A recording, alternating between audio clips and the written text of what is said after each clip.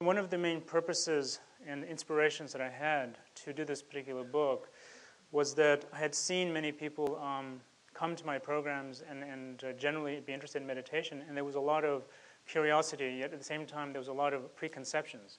People had a lot of ideas of what meditation was, and I found myself often trying to demystify the practice for people and trying to say it's a very simple practice and that it does not have to be that complicated. But at the same time, there's something to learn. There's something to engage in, and there's actually a lot to delve into because, in a sense, meditation is delving into our own mind. And from this point of view, one of the kind of main thrusts of what I'm trying to do with the practice of meditation is that I feel like every single person has the ability and capability to do the practice of meditation, regardless of really who they are, as long as they can understand some very basic principles, and also to incorporate the practice into their life. And even really one of the main things is keeping the sessions short, doing very brief 5 or 10-minute sessions, that it does not have to be this long process. And many people, I think, have an idea of meditation, and they have an image of maybe somebody sitting in a meditation cave or going off into some sort of deep trance and so forth. And really, that's not the full purpose of the practice, and one doesn't need to do that. If one chooses, one can go off into a cave, but really, whether one is in a cave or one is sitting here, it's the same mind. It's the same being. And many people spend much money and much time going to India or someplace exotic to look for a teacher and then meditate, and all of a sudden, guess who they find? It's the same person.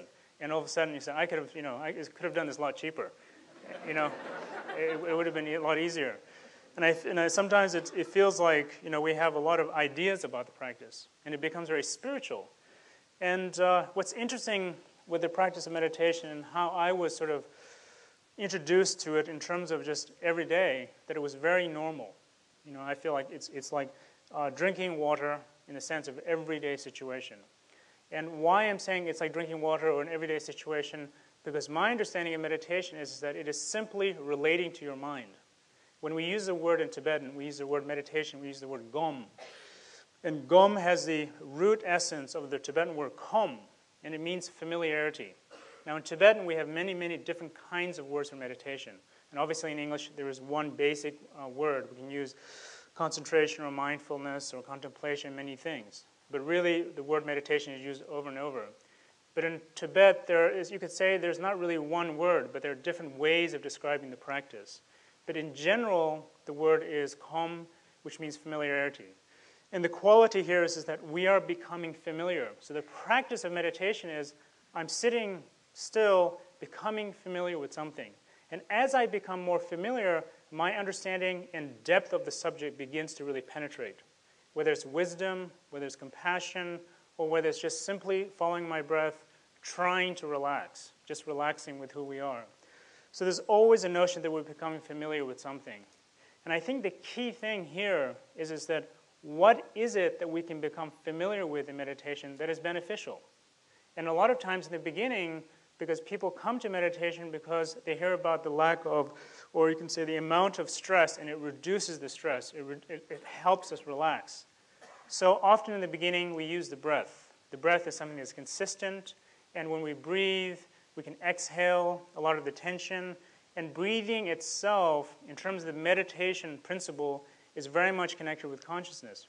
And it helps in terms of the relaxation of the mind. It helps in terms of relaxation of the body. So initially, we become familiar with breathing. And I think that there's a lot of potency in the breathing, but one of the main principles is just settling down, having a sense of relaxation, having a sense of strength. And later, we can, if we want to go on a, for example, being a Buddhist, we meditate on compassion or wisdom or selflessness. Then later, we focus on those principles. We contemplate those words. We contemplate those meanings. We're becoming more and more familiar with that. And so from that point of view, people say, to me, I meditate or I do not meditate. And from my point of view, I say, well, actually, you're always meditating because you're always becoming familiar with something. You get up in the morning and we're constantly meditating.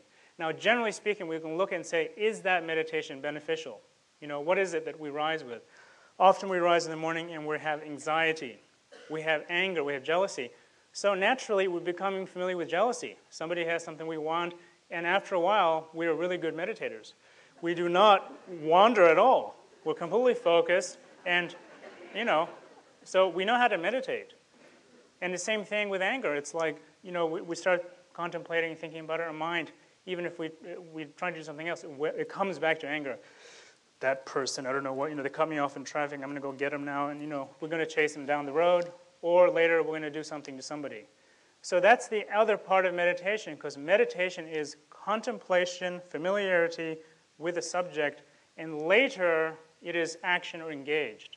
And in Tibetan, we say gom, and then what follows that is called chinli, or activity. Then we engage, because the point of meditation is that we're honing and we're strengthening something that's very important and precious so that we can actually actualize it.